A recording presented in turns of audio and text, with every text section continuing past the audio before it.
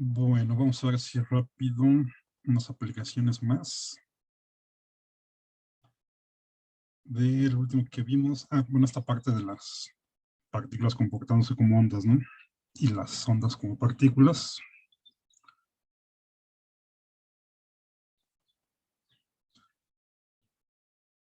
Una de las aplicaciones principales de eso pues, es justo el láser. Aquí, déjame ver cómo está todo esto. Ok. Eh, Esto es ya saltándonos varias cosas de mecánica cuántica, pero una vez que se le aplica, por ejemplo, al átomo de hidrógeno, lo que se encuentra es que la energía, el átomo de hidrógeno, no sé por qué es el más sencillo y el primero que se calculó, o sea, tenemos ahí simplemente un neutrón y un electrón.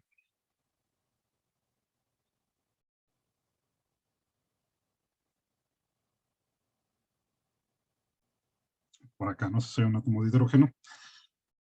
Y todo este sistema pues tiene una cierta energía, ¿no? Lo que se encuentra es que esas energías que tiene el átomo de hidrógeno bueno, solamente están permitidas ciertos niveles, o sea, no puede tener cualquier energía, ¿no? Y aquí en realidad lo que estamos viendo es la energía de un tipo de energía potencial. Bueno, de hecho es una energía potencial de tener a estas dos partículas ahí ligadas en un estado formando el átomo de hidrógeno, ¿no? ¿Okay? El punto entonces es que los niveles de energía están cuantizados, es lo que ustedes aprenden en química, por ejemplo, de ver los niveles energéticos, ¿no? De los orbitales. ¿Okay? Entonces puede tener así un continuo de energía en ciertos valores. Entonces, todos los elementos pues tienen un estado base que sería el estado de menor energía, que por ejemplo eso también lo podemos ver así cualitativamente. Si suponemos que para este mismo ejemplo del átomo de hidrógeno,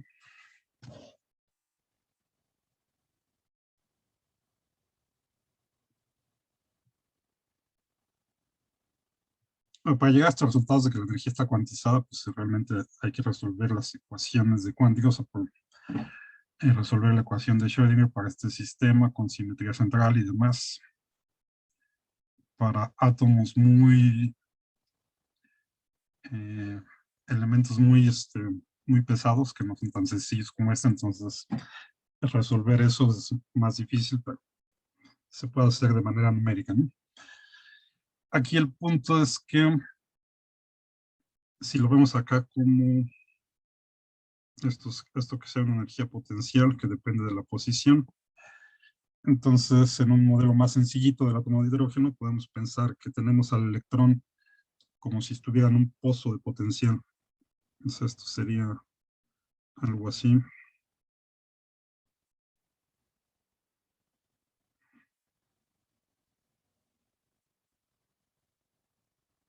Y esto de acá, si tenemos aquí el electrón, esto sería la menor energía que puede tener el átomo cuando está en su estado base, digamos, o, no sé cómo le digan en química, si le dicen estado base también, ¿no? Aquí está como ground level, es lo mismo, el estado de menor energía, que sería como tener al electrón ahí quieto en el pozo de potencial, ¿okay? O sea, el electrón en realidad pues, lo podemos ver como si estuviera ahí girando alrededor del neutrón, pero bueno, aquí esto debería ser protón, no neutrón.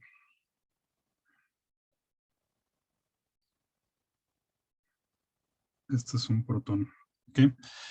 Pero en términos de la energía, entonces esta sería, por ejemplo, la mínima energía potencial que puede tener, que no es cero.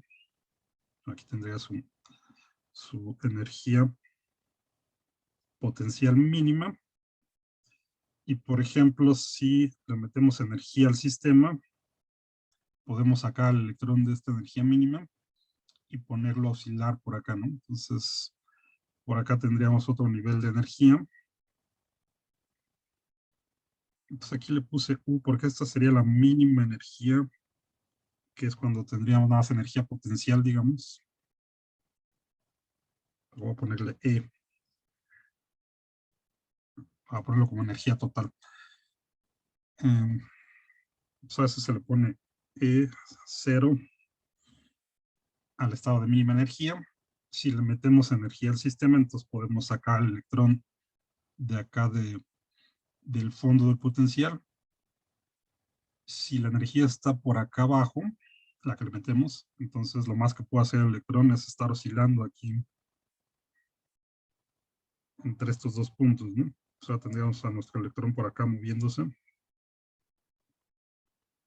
oscilando entre estos dos puntos, y la energía total del sistema, pues aquí va a ser una combinación de la energía cinética más la energía potencial de ligadura del electrón con el protón. ¿Okay? El punto es que acá estaríamos en otro estado excitado. Podría ser el primer estado excitado, aquí no importa nada más para así representarlo, y así, ¿no? Eventualmente, si le metemos suficiente energía al sistema, pues vamos a hacer que el electrón pueda escapar del pozo de potencial, y lo que hacemos ahí pues, es romper el átomo de hidrógeno. Es la energía que le tendríamos que meter para desligarlo, también se le conoce como la energía de ligadura, y separar estos dos, ¿no? ¿Ok? Bueno, entonces el punto es que estos estados de energía que en principio podrían tener cualquier valor, o sea, ser un continuo, según la física clásica, en realidad lo que se encuentra es que solo pueden tener ciertos valores específicos dados por los niveles de energía o por los orbitales, como lo ven en química con la tabla periódica, que es el número cuántico principal, el n, que es lo que les da los distintos niveles de energía. ¿Ok? Bueno, acá entonces la idea, por ejemplo, es que podemos tener, si tenemos un átomo, por ejemplo, en algún gas, que esté en un gas compuesto de algún átomo, de algún tipo de átomo, que esté en su estado base, les metemos energía en forma de luz, o sea, acá les metemos radiación, absorben esa energía y los podemos mandar a uno de los estados excitados, ¿no? Aquí entonces necesitaríamos que esta radiación que está incidiendo, vista como fotones, esto era H nu, eso pues tiene que ser la energía de esos fotones, pues tiene que ser al menos la misma que el gap que tengamos aquí entre el estado base y el primer estado excitado, o alguno de los estados excitados. O sea, esta diferencia de energía del estado excitado menos el estado base, pues tiene que ser H nu, para que la radiación incidente pueda excitar a estos átomos, ¿no? Si no, pues de lo contrario, pues no es suficiente, es parecido a algo de acá, ¿no? Si la energía no es suficiente para botar al electrón, pues si esto sigue estando, tenemos ahí el átomo de hidrógeno, no lo disociamos todavía, ¿ok? Bueno, entonces, si esta energía que incide cumple con esto, entonces podemos mandar estos átomos al primer estado excitado. En general, estos no son estables, entonces después de un cierto tiempo van a perder energía y van a regresar a su estado base. Y al regresar a su estado base, pues emiten radiación en el proceso. Entonces acá estos que están aquí en rojito con asteriscos para representar a los átomos en su estado excitado, después de un cierto tiempo, pues van a emitir fotones, pierden energía y regresan al estado base. Van a radiar entonces a ese proceso de esta emisión, se le conoce como emisión espontánea. La luz que sale de ahí, la radiación que sale de ahí, pues en principio no es coherente, no están en fase, puede estar en cualquier dirección, por eso le llama emisión espontánea, ¿no? O sea, esto es aleatorio, ¿ok? Bueno, ahora lo que podemos hacer también para distinguirlo de esta emisión espontánea, a esto le llamamos una emisión estimulada, es si ya tenemos los átomos en este estado excitado, hacemos incidir radiación de manera que cuando pase esto, es como una especie de resonancia, o sea, si pensamos en estos átomos excitados como si tuvieran una cierta onda, y la luz que incide tiene la misma frecuencia, digamos, de manera que refuerce esta, no la cancele ni nada, o sea, aquí pondría otra así, justo con esta, de manera que entrarían en resonancia, digamos, como si, como habíamos visto cuando sumamos las ondas, entonces tendríamos una onda resultante más grande, una amplitud más grande. Si pasa eso, si podemos hacer que la luz que incide con los átomos que ya están excitados tengan este efecto de resonancia, entonces lo que va a pasar es que estos van a emitir otra vez, van a perder energía, pero aquí van a salir dos fotones, digamos acá, por cada átomo que regresa al estado base, pues cada uno de estos emite un fotón, ¿no? En esta emisión estimulada vamos a tener dos, se emiten dos fotones y ambos van a estar en fase y van a ser coherentes en esta emisión estimulada. Entonces, eh, aparte de que es una emisión estimulada, también se le llama una amplificación de la luz por el hecho de que al regresar estos a su estado base, después de este efecto de resonancia, se tienen dos fotones por cada fotón que hacemos incidir aquí. ¿Okay? Entonces se le llama también luz amplificada. Bueno, para que eso suceda,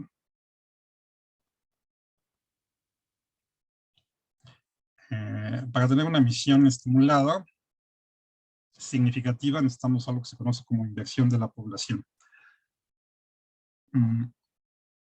Una forma de hacerlo, entonces necesitamos un átomo que tenga al menos 3 niveles excitados, aparte del estado base, de mínima energía, pero que la vida de estos estados excitados sean, así que el de en medio eh, tenga una vida de unos 10 a la menos 3 segundos más o menos. O sea, con esto quiero decir el tiempo que tardarían en los átomos que los mandamos aquí al estado 2 regresar al estado base. Mientras que estos de acá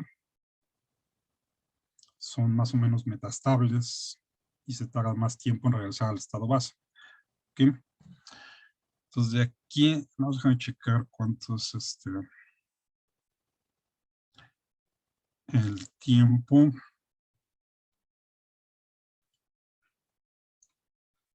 Uno es como de 10 a la menos 3 y el otro es como de 10 a la menos 8. Déjame checarlo.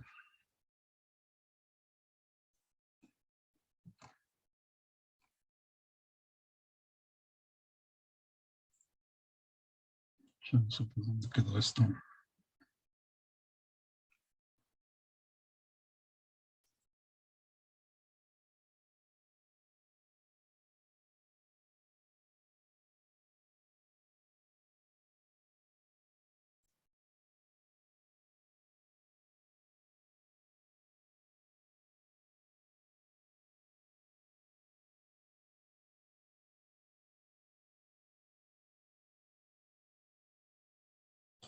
Aquí es.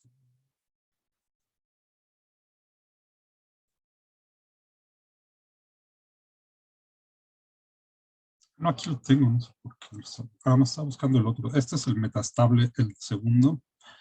Es de 10 a la menos 8. Y más bien el 1 y el 3 entonces son los que son eh, más estándares, un tiempo mucho menor, como de 10 a la menos 3 segundos en regresar. Y estos después, o sea, para que pase esto, pues hay que meterles acá energía a estos que están acá, ¿no? La forma de meterles energía aquí es conectándolos a una diferencia de potencial, o sea, una batería. Se les mete energía. Necesitamos entonces estos tres estados, que el de en medio sea el metastable, o sea que su tiempo para regresar al estado base sea más largo de los otros dos. Entonces este es de 10 a la menos 8 y estos creo que es de 10 a la menos 3, pero ahorita lo checamos. Ok, entonces lo que sucede aquí es que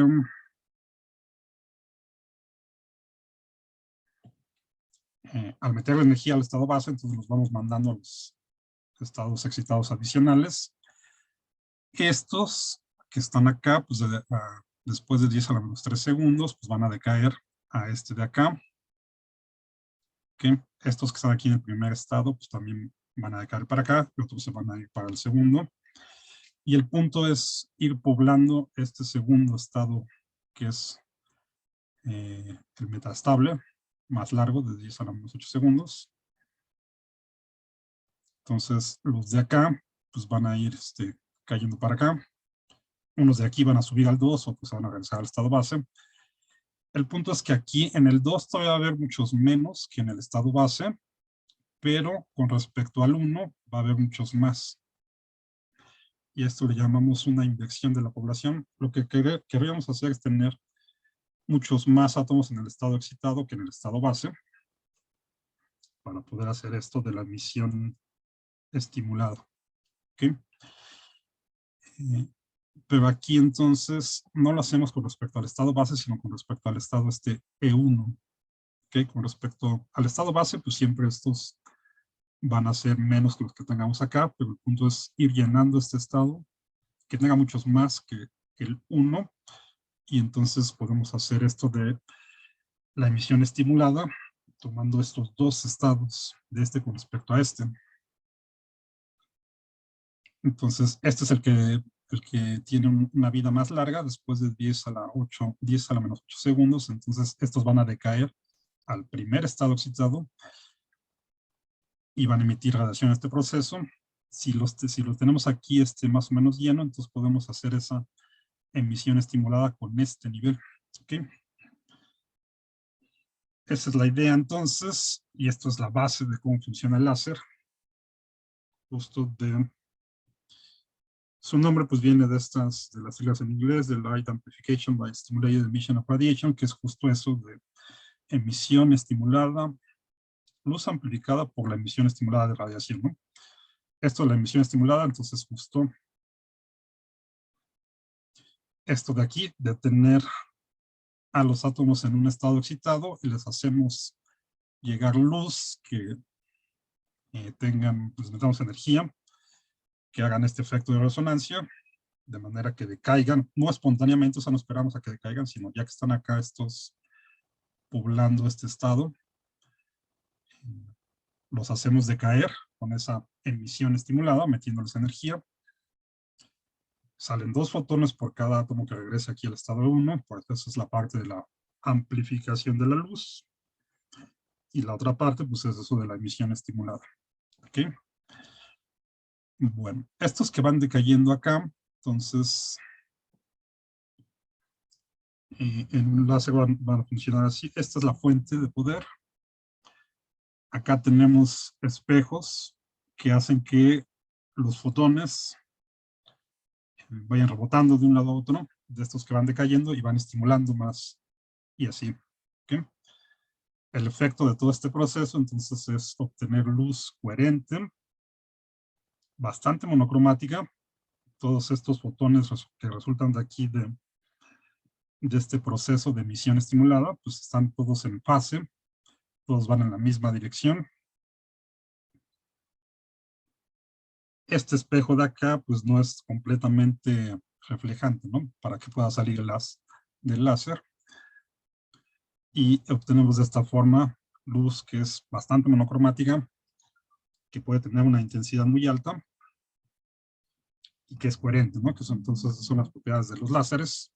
Como ya hemos visto, por ejemplo, cuando hablamos de un color, entonces tenemos ahí un rango de una longitud de onda, ¿no? No tenemos una longitud de onda así específica, esa es una idealización. Pero entonces en los láseres es donde más podemos tener podemos tener luz monocromática. Su rango de longitud de onda es pequeñito. ¿Okay? Y por ejemplo, es un láser de estos, se conoce como láseres de pulso, donde aquí no está actuando todo el tiempo, sino que eh, la fuente de poder o la batería les manda energía en ciertos intervalos de tiempo para producir esto de la emisión estimulada. ¿Okay?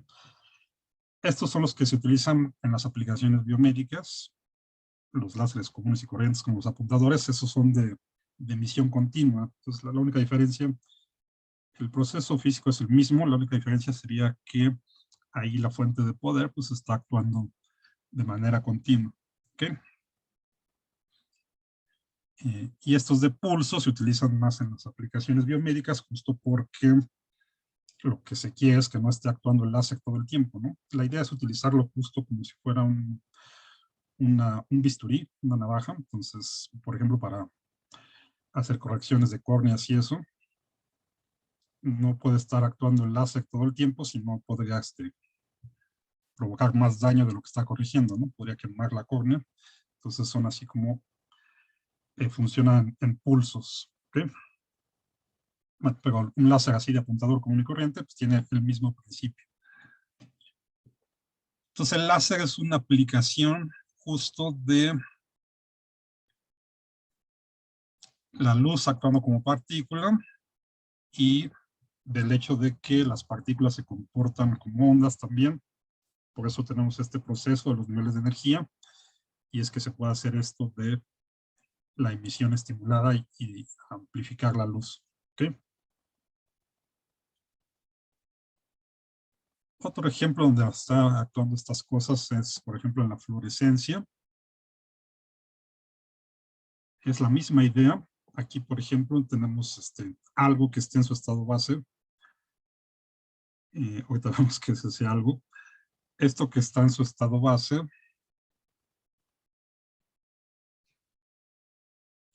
para decirlo de otra forma, las sustancias que tengan esto de fluorescencia, que es una forma de luminiscencia. Entonces, digamos que las sustancias en las que se puede hacer esto tienen su estado base.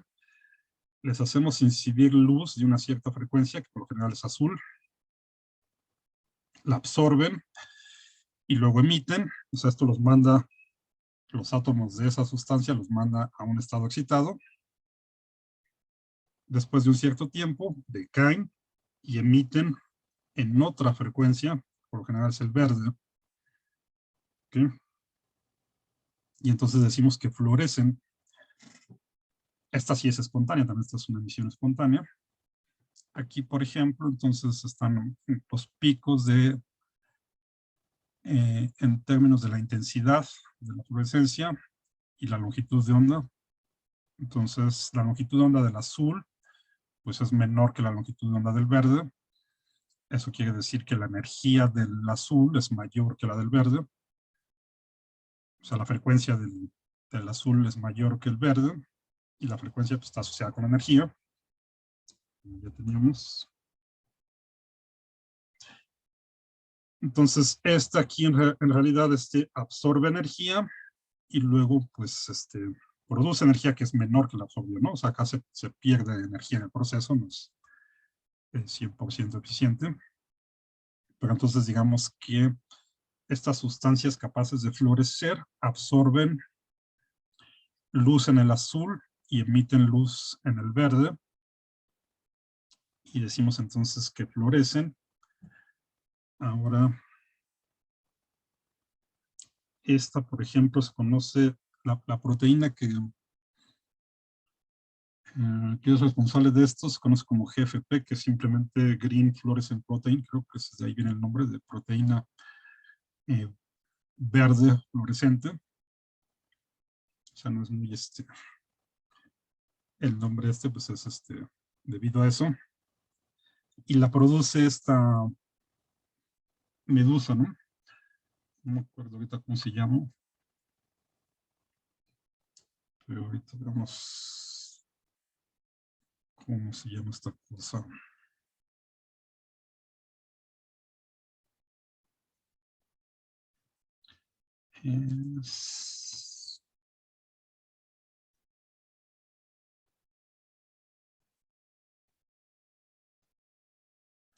Ok, es esta medusa bioluminiscente, que su nombre científico es Corea Victoria, o algo así.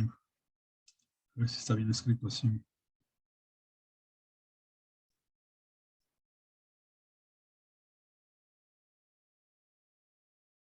Ok, creo que sí.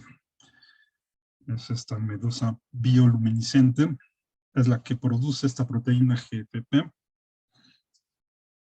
que tiene estas propiedades de poder absorber luz en el verde y radiar en el, no, absorbe luz en el azul y radia en el verde. ¿Okay?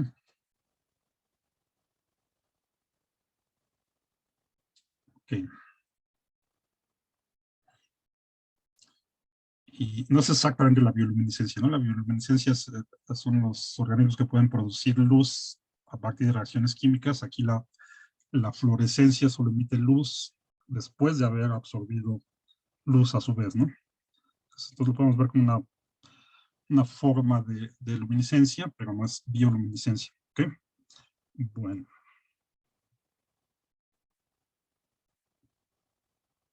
Pero lo que está acá atrás, pues es justo igual esta propiedad de que tenemos niveles de energía discretos y que pueden absorber radiación y luego reemitirla, ¿no? La diferencia con todos los demás es que aquí puede absorber eh, radiación de una frecuencia específica, o sea, azul, y emitir en una frecuencia específica, ¿no? Que es la verde en este caso. Okay.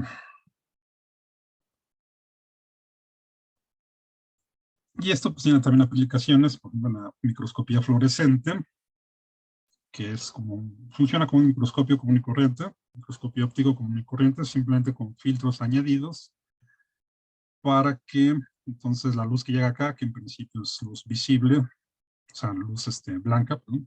Tiene todo el espectro de, de frecuencias del espectro visible.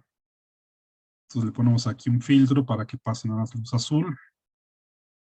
Eso llega a nuestro espécimen, que tenga, el espécimen pues debe de tener estas proteínas GFP que tengan esta propiedad de absorber el azul. Absorben en el azul, van a emitir en el verde, y entonces acá le ponemos otros filtros y que lo podemos detectar. ¿Okay? Esa es la idea en la microscopía fluorescente.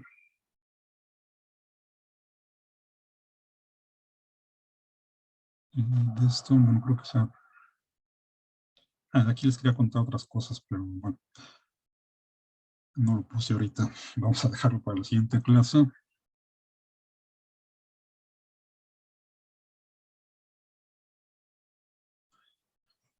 Otra propiedad cuántica que también lo podemos ocupar para ver, que en realidad aquí ya no vamos a estar utilizando tampoco luz, o sea, no vamos a utilizar radiación, es esto del efecto túnel. Aquí simplemente es una vez que ya nos convencemos que los electrones, las partículas también tienen propiedades de onda, entonces si tenemos, por ejemplo, acá, esta sería la onda asociada a un electrón, o una partícula, que tiene aquí una barrera de potencial. Okay, esto es para representar un potencial, así como lo había pintado para el átomo de hidrógeno, que estaba en un pozo de potencial. Aquí es como si tuviéramos una barrera de potencial. Clásicamente, entonces, si tenemos un electrón cuya energía sea menor que esta energía potencial, pues no va a poder pasar de aquí, ¿no? Llega aquí, rebota, se va para acá, ¿no? Si está en un pozo, pues va a estar ahí rebotando entre las paredes del pozo, pero no va a poder pasar. Un pozo es como bueno, lo podemos poner como un pozo infinito de potencial. Aquí esta es una barrera finita, ¿no? Y el punto entonces es que debido a sus propiedades como onda del electrón, hay una probabilidad finita, pequeña pero finita, de que pueda atravesar esa barrera de potencial y pasar del otro lado, que esta región estaría clásicamente prohibida para el electrón, ¿no? Si el electrón fuera simplemente una pelotita, pues acá llega y rebota, y no hay forma de que pase, ¿no? Pero debido a sus propiedades de onda, entonces sí hay una probabilidad finita de que pueda atravesar esa barrera de potencial, ¿no? Algo que pues eh, es difícil de imaginarse, bueno, a nivel macroscópico, pues eso nunca va a suceder. Nos podemos pasar toda una vida aventando el pelotas a una barda y nunca la va a atravesar, ¿no? Pero a nivel cuántico, sí hay una probabilidad finita de que eso suceda, ¿no? Si aventamos muchos electrones, no todos van a pasar, pero algunos sí. Y eso es lo que se conoce como el efecto túnel, ¿no? Bueno, entonces, de este lado, pues tenemos, por ejemplo, la onda que describe el electrón, pues es una onda sinusoidal. De aquí, esto tiene una forma exponencial, o sea, esto aquí decae rápidamente su función de onda. Y luego de acá, pues ya es mucho más pequeñita la amplitud de lo que tenía acá, ¿no? El punto es que sí existe esa probabilidad finita de que pueda atravesar esa barrera de potencial, y eso pues se le conoce como efecto túnel. Y una aplicación del efecto túnel para ver, para ver cosas, es en esto donde ya ni siquiera estamos ocupando luz, es en un microscopio de escaneo por tunelaje, justamente así se llama. Y pues básicamente un microscopio de este tipo es un componente piezoelectrónico, o sea, por esta parte de acá es simplemente la maquinaria que controla esto, que es básica, esto es el microscopio, y aquí lo importante es que tiene esta punta, ¿ok? Así justo es una punta, y acá es puntiagudo de este lado, de algún metal. Entonces toda esta parte es la electrónica que está conectada y que hace que esto se vaya moviendo. Y acá entonces es lo que estamos viendo, digamos, que por lo general también es algún metal. Esto se utiliza más para en ciencia de materiales. O sea, este microscopio no tiene muchas aplicaciones en muestras biológicas, sino más en materiales, pero bueno, es otra aplicación de del efecto túnel. Entonces lo que sucede aquí es que esta punta está muy, muy cerquita de acá de la superficie que está escaneando. Entonces aquí lo que hace este microscopio es escanear la superficie, y en principio entre la punta y la superficie, o sea, acá tenemos electrones, estos de acá no pueden pasar para acá, y estos de acá pueden saltar para acá en principio, ¿no? Pero si estos están muy cerquita, estamos en una situación parecida a la de acá, ya sea que estos sean los electrones de la punta o los del material de la muestra. El potencial acá es la separación, ¿no? En principio no podrían pasar de un lado al otro, pero entonces si hay una probabilidad finita de que atraviesen, entonces justo por el efecto túnel, ya pasé aquí, entre el efecto túnel entre la punta y la muestra, entonces podemos ir escaneando la superficie, y esto nos permite ver sin radiación, sin luz, porque aquí no estamos utilizando radiación de ningún tipo, es simplemente aquí estamos utilizando las propiedades ondulatorias de los electrones y este efecto túnel. Entonces podemos ir escaneando la superficie y nos permite ver la topología de la superficie o la topografía de la superficie, ¿no? Esto es lo que permiten este tipo de microscopios. Todo esto pues, se registra y se procesa, y así es como se construyen las imágenes, ¿no? Pues, por ejemplo, acá está la estructura atómica de algún tipo de material, no sé qué sea esto, no me acuerdo, pero debe ser algún tipo de metal que tiene esta configuración atómica en términos de cristales. La resolución, pues esto alcanza a ver, entre comillas, más o menos a un nanómetro. ¿Okay? Entonces tiene más aplicaciones en nanociencia de materiales, por ejemplo, no tanto en muestras biológicas, pero más en esto de nanomateriales. ¿Ok? Bueno, y otro donde actúa también esta propiedad cuántica, aquí no tanto de tunelaje, sino de fuerza, pero a final de cuentas es también un efecto cuántico, son los microscopios de fuerza atómica. La idea es la misma, bueno, casi la misma que de tunelaje. Aquí igual se tiene una punta, y acá está la superficie que va escaneando esa punta.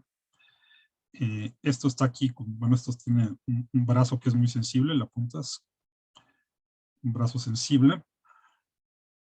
Y este se guía con un láser. El láser es el que va moviendo acá el brazo este donde está la punta. La luz de ese láser se registra con un fotodiodo y eso permite la punta, entonces se va moviendo por toda la superficie de la muestra. Y eso también permite tener acá un registro de la topología o la topografía de la muestra.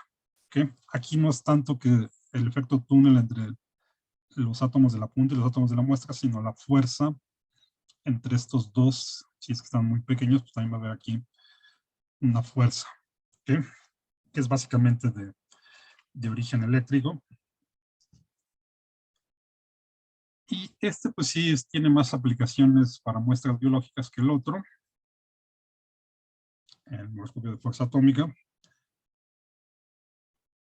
Este, por ejemplo, permite, ahorita sí, por ejemplo, para tener fuerzas aquí entre estos dos del orden de los piconewtons o algo así. ¿Okay?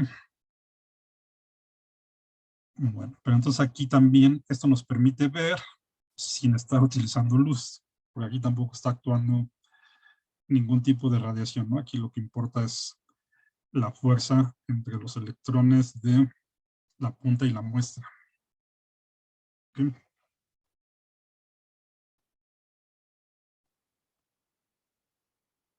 Bueno, este es otro esquema de cómo funciona. Esta es la superficie de nuestra muestra. Este es el brazo este que es muy sensible. Es como si fuera así uno de esos de las tornamesas antiguas, ¿no? Que utilizaban una aguja para tocar los acetatos. Básicamente es esa misma idea. Este es muy sensible y va guiándose con este. De acuerdo a la fuerza que tengo aquí entre estos dos, es esto cómo se va a ir moviendo, ¿no? Con este de acá del láser. Y entonces esto lo va registrando acá en el fotodiodo. ¿Ok? Bueno. Y finalmente la otra aplicación, otra que les quería contar aquí es de las pinzas ópticas.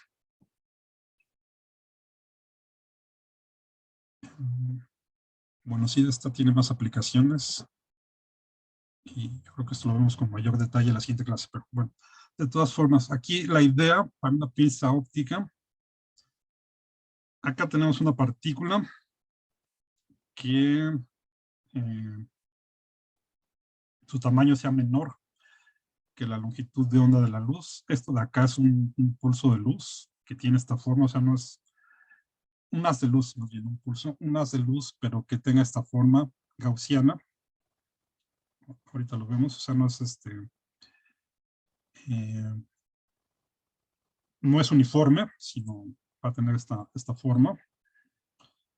Si tenemos aquí una partícula que sea menor que la longitud de onda de este haz de luz, que tenga esta forma peculiar, vamos a tener acá al menos estas dos fuerzas que están actuando sobre la partícula, ¿no? Aquí podemos, estas fuerzas van a ser de origen eléctrico. El punto aquí, bueno, no importa mucho cómo estén, el punto es que se puede mover esta, ¿no? Va a tener una fuerza de dispersión, que es esta de acá, de scattering, y otra fuerza debido a que este haz no es uniforme, es una fuerza de gradiente, y la suma de estas dos fuerzas pues, nos va a dar una fuerza neta que va a mover esta cosa, simplemente con hacer incidir luz, ¿no? Que tenga esta forma. Ahora, si nuestra partícula es mayor que la longitud de onda, entonces igual tenemos fuerzas que aquí van a estar dadas con respecto a la reflexión y la refracción. Aquí podemos tomar una cuenta, una partícula cuya longitud de onda sea mayor que la luz que está incidiendo y que sea dieléctrica, es decir, que no conduzca la electricidad. Entonces, lo que va a pasar acá, por ejemplo, es que La luz que incide aquí, pues una parte se va a reflejar y otra parte se va a refractar. El chiste es que vamos a tener una fuerza asociada tanto a la parte que se refleja como a la parte que se refracta. ¿Sí? No importa aquí mucho otra vez cómo es la descripción matemática, sino nada más verlo así cualitativamente. Esta parte de aquí va a ser la fuerza debido a la refracción. O sea, este sería un rayo refractado, este sería otro rayo refractado, este es un reflejado. Y va a haber otra fuerza debido a la reflexión. ¿Ok? Y es simplemente por hacer incidir luz, ¿no? O sea, lo podemos pensar también en un modelo de partículas, pensarle que los fotones le pegan aquí a nuestra partícula y la mueven. Los fotones llevan asociado un momento y entonces el cambio en el momento, pues es, a final de cuentas son las fuerzas. El punto aquí importante es que va a haber una fuerza neta otra vez que va a mover a esta cosa. En este caso, pues acá, como está pintado aquí, esta le gana a esta y entonces esto se va a mover hacia acá, ¿no? ¿Ok? Ahora podemos poner acá unas que tenga, que no sea uniforme. Eso es lo que le llamamos un haz gaussiano, cuya intensidad varíe de forma gaussiana, por ejemplo. ¿Sí? O sea, esto es la intensidad, que sea más intenso acá en el centro, menos intenso por acá, obviamente. Y eso va a producir entonces, otra vez, fuerzas. Y lo podemos arreglar de esto. La idea de ponerlo de esta forma gaussiana, con intensidad variable, es para que se obtenga una fuerza neta, por ejemplo, que mueva nuestra partícula en esta dirección. En este caso, como está aquí, ¿no? Igual aquí no están pintadas estas como si fueran de refracción. Está actuando ahí también la reflexión, pero el punto es que justo debido a eso, a que los fotones tienen momento, que la intensidad es variable.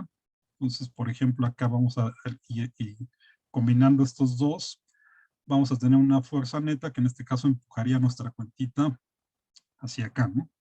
Hacia la derecha. Acá está justo el de la reflexión, creo, ¿no? Sí.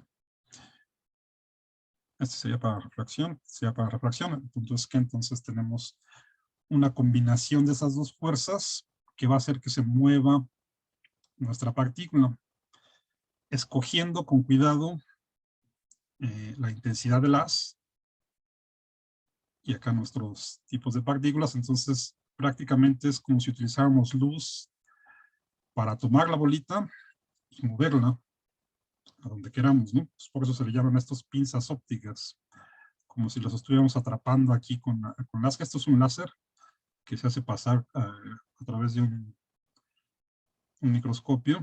Justo entonces como si utilizáramos la luz para capturar nuestra bolita y moverla. Por eso les llama pinzas ópticas. ¿Okay? Y bueno, acá está otra representación. Lo que se hace es pasar un láser que tenga esta forma de intensidad gaussiana por una lente que tenga una apertura numérica grande. Por lo general se utilizan aquí microscopios también. Aunque ya o sea, las primeras pinzas ópticas que se construyeron eran utilizando un microscopio óptico común y corriente y un láser que se hacía pasar a través del microscopio. Ahorita pues ya están más avanzados y ya se construyen específicamente, ¿no? Bueno. Pero esa es justo la idea, utilizar luz para mover partículas que sean del orden de la longitud de onda un poco más grandes de la luz que está incidiendo. Este es simplemente un diagrama de cómo funciona esto de las pinzas ópticas. Esto de acá son las lentes de un microscopio. O sea, se utilizan las lentes de un microscopio con varias lentes más para colimar el haz y demás. ¿Ok? Bueno, esto ahorita no importa mucho.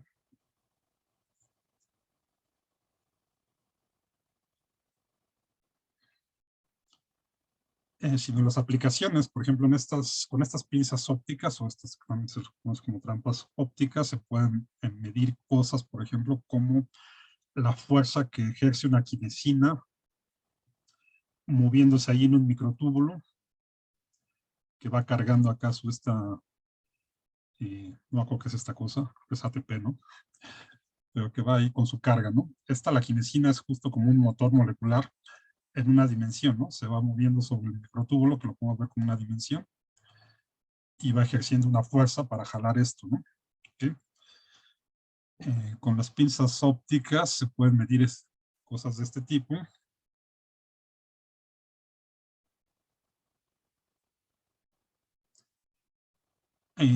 Otras cosas que para que sea utilizado es para medir las fuerzas de elasticidad, por ejemplo, de moléculas de ADN, para estirarlas, para desdoblarlas, para volverlas a doblar, varias cosas así.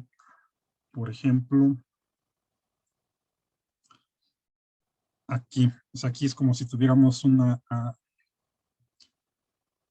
ADN pegado a nuestra superficie del objetivo, por un lado, por el otro lo pegamos a una de estas esferitas o cuentas.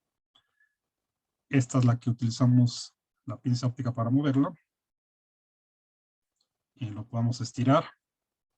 Aquí estaría entre la superficie y una de las cuentas, o lo podemos hacer entre dos cuentas.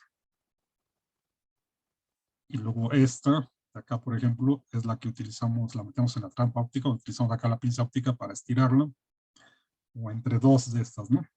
Hay varias posibilidades. Ya se han hecho muchos experimentos de este tipo.